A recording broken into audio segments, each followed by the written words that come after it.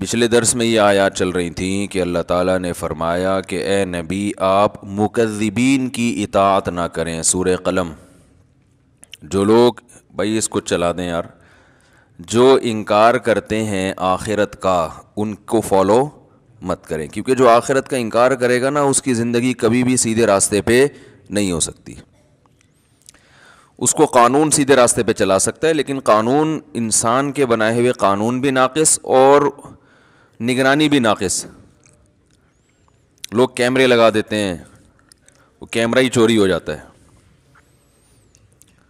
تو اس لیے جب تک اللہ کا خوف نہیں ہو، آخرت میں جواب کا خوف نہیں ہو، تو انسان سیدھے راستے پہ چل ہی نہیں سکتا. ناممکن ہے یہ. وہ مشہور واقعہ ہے نا، ایک تو بیان شروع ہی واقعات سے ہو جاتا ہے تو یہ پھر کیا کریں. وہ ایک تقریب میں ایک خاتون کا لاکٹ چوری ہو گیا، بڑا قیمتی لاکٹ تھا.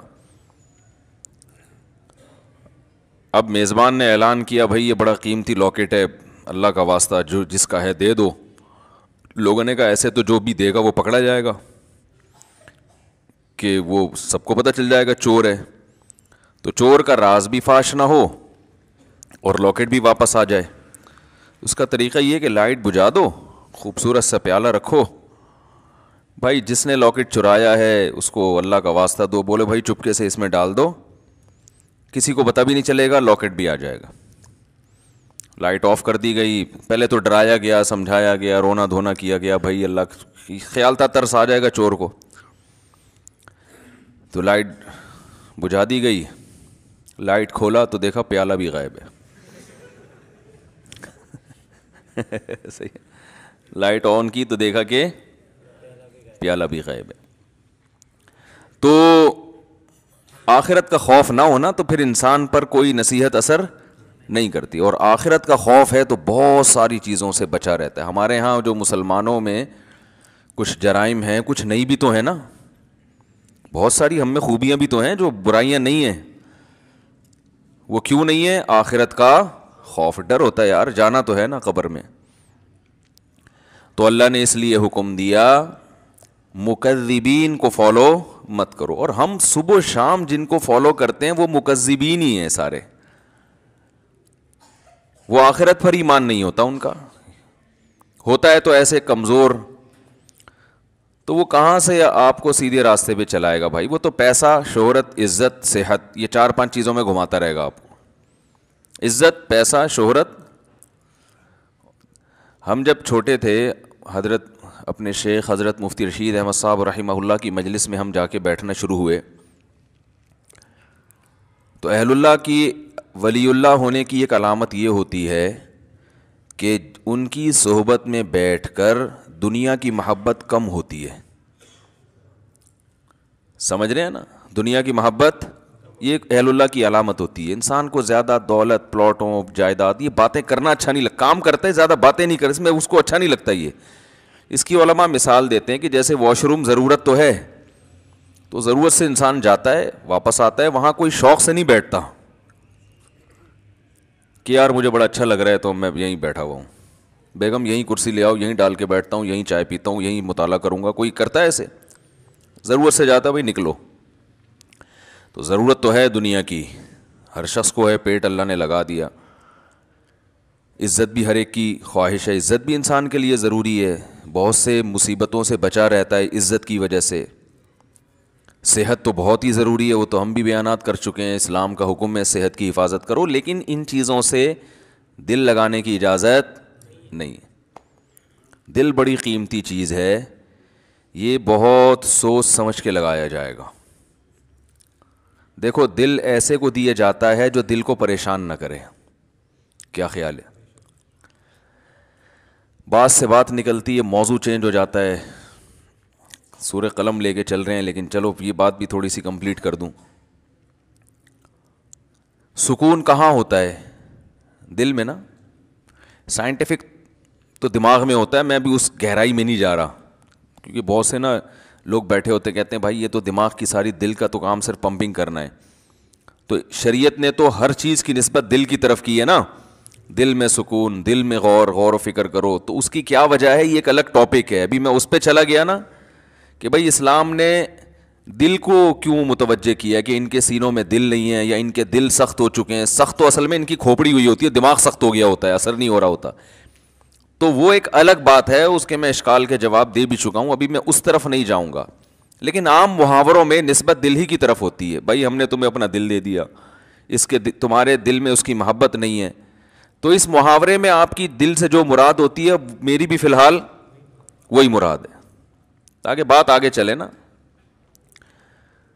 تو سکون کا محل کیا ہے؟ دل. خوشی کا محل کہتے ہیں جگہ. خوشی کس جگہ پہ ہوتی ہے؟ دل میں ہوتی ہے. غم کہاں ہوتا ہے؟ دل میں. کہنا تم نے میرا دل دکھا دیا, تم نے تو آج میرے دل کو خوش کر دیا. تو انسان صبح و شام سکون کے لیے کوششیں کرتا ہے, خوشی کے لیے کوششیں کرتا ہے. تو خوشی کے لیے انسان کی جو کوششیں ہوتی ہیں, تو جب ان کوششوں میں کامیاب ہوتا ہے تو خوشی محسوس کہاں ہوتی ہے؟ دل. تو پتہ یہ چلا, دیکھیں انسان خوش ہوتا ہے اپنی محبوب چیز کے ملنے سے, ایسا ہی ہے نا.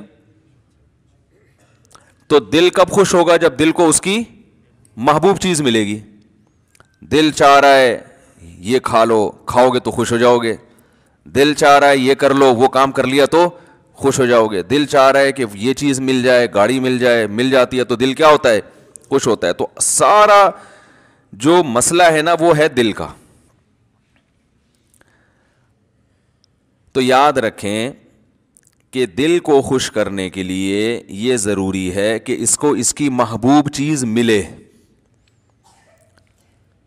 تو جن چیزوں سے دل کو پہلے سے محبت ہے نا وہ انسان کو ملتی نہیں ہے. ٹینشن والا مسئلہ یہ ہے. آپ کہیں بھائی جو اتنے لوگ خوش ہوتے ہیں ان کو ان کی دل کی پسندیدہ چیزیں مل جاتی ہیں تبھی تو خوش ہوتے ہیں نا. بھائی مسئلہ ایک دل میں بہت بڑا فالٹ یہ ہے کہ اسے اس کی جب محبوب چیز ملتی ہے تو اس کے دل میں اس سے زیادہ کی خواہش پیدا ہو چکی ہوتی ہے. سمجھ رہے ہیں بات کو؟ لہذا یہ پہلی مرتبہ میں تو اس سے خوش ہوتا ہے, اس کے بعد پھر یہ اس سے خوش نہیں ہوتا, اس سے زیادہ مانگتا ہے. ہمارے ایک دوست ہیں, اللہ نے ان کو مالی وسعت دی, وہ ایک زمانے میں بڑی غربت تھی, تو مجھے اپنا واقعہ بتا رہے تھے کہ یار جب ہم غریب تھے, مدرسے میں پڑھتے تھے, کہتے ہیں تو میں نے اس وقت کہیں سے ہمیں یاد ہے ایک پراٹھا آ گیا کہیں صبح ناشتے میں سوکھی روٹی ملتی تھی. تو کہہ رہے ہیں وہ پراٹھے کے نا ہم سب طلبہ نے ٹکڑے کیے, ایک ایک ٹکڑا, ایک ایک پراٹھا سب کو ملا, یعنی پراٹھے کا ایک ایک ٹکڑا سب کو ملا. کہہ رہے ہیں یار اس وقت اس میں اتنی خوشی سے ہم نے وہ ٹکڑا کھایا ہے کہ اب انڈے مکھن میں وہ مزہ نہیں آتا. وجہ کیا ہے؟ اس وقت غربت تھی, اس وقت پراٹھے کی محبت تھی. یار صبح روٹی کھا رہے ہیں, کسی دن پراٹھا مل جائے تو ایک ٹکڑا ملا تو دل اتنا خوش ہوا جتنا کوئی ڈیفنس کلفٹن میں رہنے والا مکھن کباب پہ خوش نہیں ہوتا.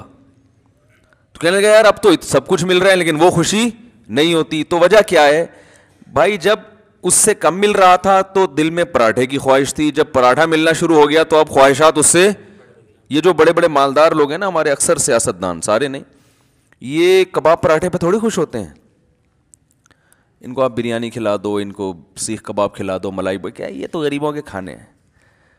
بھئی اب کیا کھانا ہے؟ آپ نے کباب بھی کھا لیے, پراٹھے بھی کھا لیے, آپ نے جو ہے وہ نہاری بھی کھا لی, بریانی بھی کھا لی, برگر بھی کھا لیا, پیزا بھی کھا لیا, ایسی ایسی خوراکیں, ترکی کی ڈشیں آپ نے کھائی ہیں, جاپنیز ڈشیں آپ نے, جو ان کا دل چاہتا ہے کھاتے ہیں, لیکن ان کو اس میں وہ مزہ نہیں آتا. یہ کہتے ہیں وہ جائیدادیں کھلاؤ اب ہمیں, یہ کباب یہ تو ڈیفنس کلفٹن کے عام مالدار لوگ کھا لیتے ہیں یار, یہ کیا ہے؟ اب یہ اتنے ارب پتی بن چکے ہوتے ہیں کہ ان کی نظر میں اب یہ کباب بریانی کی کوئی ویلیو نہیں رہتی. اب جو بڑے بڑے سیاستدان ہیں ان کی خواہش کیا ہوتی ہے؟ بھائی جائیدادیں کھلاؤ یار ہمیں. اور جائیدادیں بھی یہ سرجانی ٹاؤن کی نہیں چاہیے ان کو, یہ چائنا پٹی ہے تو غریبوں کی کرپشن ہے. وہ جائیدادیں کچھ اسلام آباد کے کوئی پورا آدھا بحریہ ٹاؤن کھلا دو ہم کو. یہ اگر ان کو نہ ملے تو ڈپریشن میں چلے جاتے ہیں. عجیب مصیبت ہے. انسان ہمیشہ سے یہ حقیقت جانتا ہے کہ دل کی جب ایک خواہش پوری ہوتی ہے تو وہ اس سے بڑے کی خواہش اس میں پیدا ہوتی ہے. تو یہ عجیب بات ہے کہ یہ تو کبھی خوش ہو ہی نہیں سکتا. یہ ایک ایسی حقیقت ہے جس کو ساری دنیا کے سارے ماہرین مانتے ہیں, لیکن پھر بھی وہ دنیا سے محبت کرتے ہیں. تو بتاؤ کبھی ایسے دل کو سکون مل سکتا ہے؟ آج آپ کی خواہش ہے یہ مل جائے, تو جب وہ ملے گا نا تو اس سے آگے کی خواہش پیدا ہو چکی ہوگی, پھر اس سے آگے کی پیدا ہو چکی ہوگی.